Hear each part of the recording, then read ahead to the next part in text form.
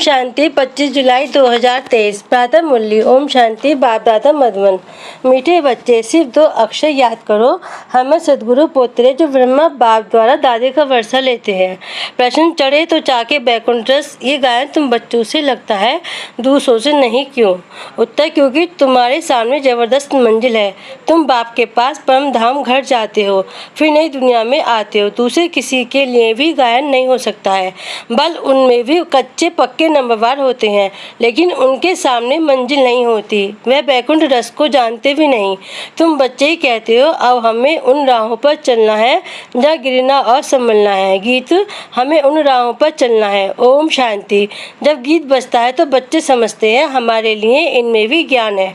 अज्ञानी मनुष्य के लिए अज्ञान है, ज्ञानी तो आत्मा के लिए ज्ञान है। समझते हो बरोबर माया के तूफानी गिराते हैं, फिर ईश्वर बाप चढ़ाते हैं, अर्थात गिरे हुए को ज्ञान की संजीवनी बूटी देते हैं। अगर कोई काम के तूफान में आ जाते हैं तो गिर जाते हैं, फिर क्रोध का भी तूफान लगता है तो गिरना होता है। ये गिरना और चढ़ना होता है। चढ़े तो चाके बैकुंठ रस। अब ये गीत सिवाय तुम्हारे और किसके साथ लग नहीं सकता। सन्यासों से भी नहीं लग सकता, बल उन्हों के पास भी कच्चे सन्यासी होंगे, परंतु उन्हों की कोई मंजिल नहीं है। तुम्हारी तो बड़े से बड़ी जबरदस्त मंजिल है। वह करके शास्त्र आदि पढ़कर विद्वान बन जाते हैं, बाकी राजाई आदि की कोई मंजिल नहीं। इसमें बड़ी ऊंची मंजिल है। बच्चे जानते हैं बेहद का बाप दादा पढ़ाते हैं, मम्मा भी पढ़ाती, फिर बच्चे भी पढ़ाते हैं। तुम हो दादे पोतरे। अमृत समय दादे पोतरे होते हैं, फिर कहेंगे ये 7वीं पीढ़ी है, ये दूसरी पीढ़ी है। तुम समझते हो सत्युग में भी पीढ़ी चलती है देवताओं की, पहली पीढ़ी दूसरी पीढ़ी। यहाँ फिर तुम्हारी पीढ़ियाँ नहीं, एक दादा, एक बाबा, एक मम्मा और बच्चे बच्चियाँ, बस दादे पोतरे से आगे कुछ नहीं कहेंगे। अभी याद करना तो अति सहज है। हम ब्रह्मा कुमार कुमारियाँ हैं। ब्रह्मा हुआ हमारा बाबा, दादा है शिव, उनसे मिल्कियत मिलती है। कितनी सहज बात है। हम दादे पोतरे ब्रह्मा कुमार कुमारियाँ हैं। ब्रह्मा एक ही बच्चा है शिव का। ऐसे नहीं कहेंगे हम विष्णु कुमारी अथवा शंकर कुमारी हैं। प्रजापिता एक ही ब्रह्मा हो को कहा जाता है। बाबा बहुत सहज समझाती हैं, ब्रह्मा कुमार कुमारियाँ, तुम ब्रह्मा कुमार कुमारी बनो। शिव बाबा से वर्षा लेने लिए शिव बाबा कहते हैं ऐसे ऐसे कोई को समझाओ। याद जरूर शिव बाबा को करना है, जिससे वर्षा मिलता है, और कोई को याद करेंगे तो नरक का वर्षा मिलेगा। ये तो समझ की बात है। वर्षा बाप से नहीं दादे से मिलता है। स्वर्ग का रचयिता ज्ञान का दाता वह है। शिव बाबा सुनाते हैं ब्रह्मा द्वारा, फिर ब्रह्मा भी सुन लेते हैं। ब्रह्मा की भी पहली बच्ची सरस्वती गाई हुई है। ब्रह्मा कुमारी सरस्वती जगदम्बा कितनी गाई हुई है। वह ब्रह्मा से भी जास्ती वर्षा ले लेती है। इसमें पहले लक्ष्मी फिर नारायण गाया जाता है। तुम जानते हो हम जगत अम्बा और जगत पिता के बच्चे ठहरे, क्यों नहीं दादे से वर्षा ले ले में। हम ब्रह्मा कुमार कुमारियाँ दादे पोतरे पोतरियाँ हैं, बस दूसरी तीसरी पीढ़ी नहीं। पर पोतरे तरपोतरे कुछ नहीं। दादे को कौन याद नहीं करेगा। तुम जानते हो हम जितना याद करेंगे उतना विक्रम विनाश होंगे। तुम कोई को भी समझा सकते हो। शिव परमपिता परमात्मा स्वर्ग का रचयिता है, बरोबर रचते हैं ब्रह्मा द्वारा।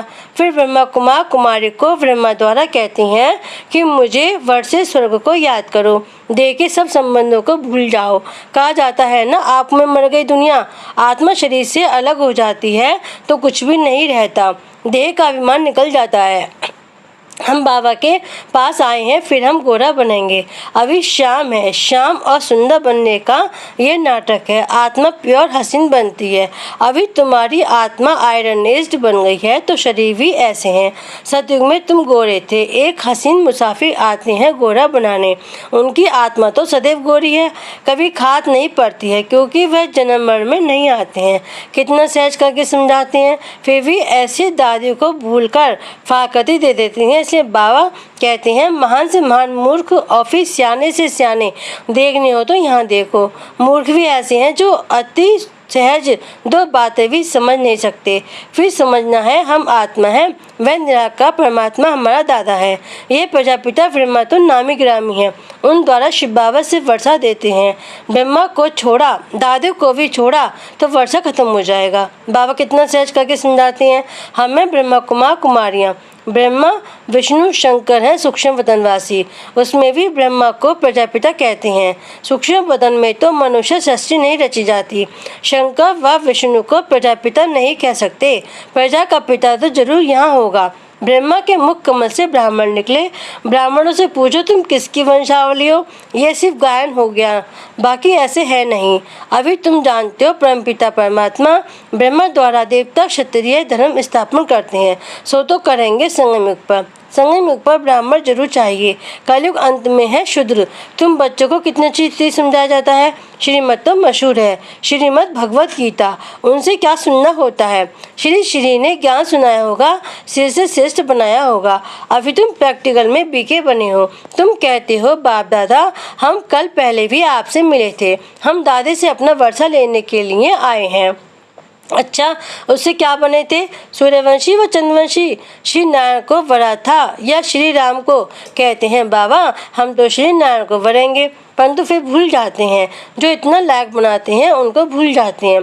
दादे को व बाप को शल कोई भी न भूले, झट फाकती दे देती हैं, याद नहीं करती हैं, ज्ञान के 2 अक्षर धारण नहीं करते। हम सदगुरु पोतरे अथवा दादे पोतरे हैं, उनसे वर्षा लेते हैं पुरुषार्थ से।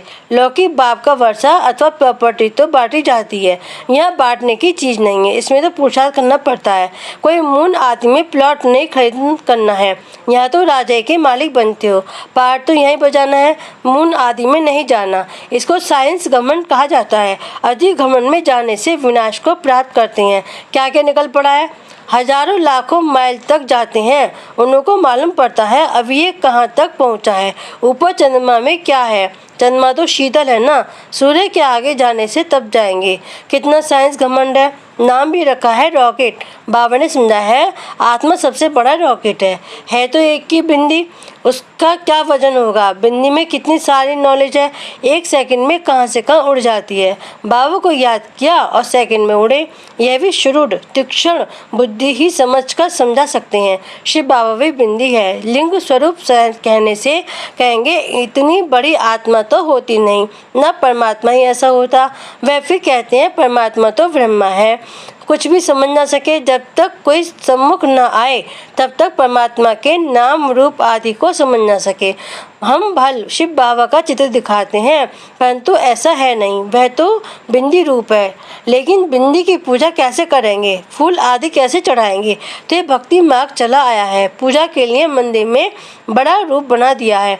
अच्छा, अब बाबा कहते हैं किसकी बुद्धि में ज्ञान न बैठे, फिर भी यह तो समझ सकते हो ना कि हम ब्रह्मा कुमार कुमारी हैं, दादे पोतरे हैं, ऊंच से ऊंच शिव भगवान हैं।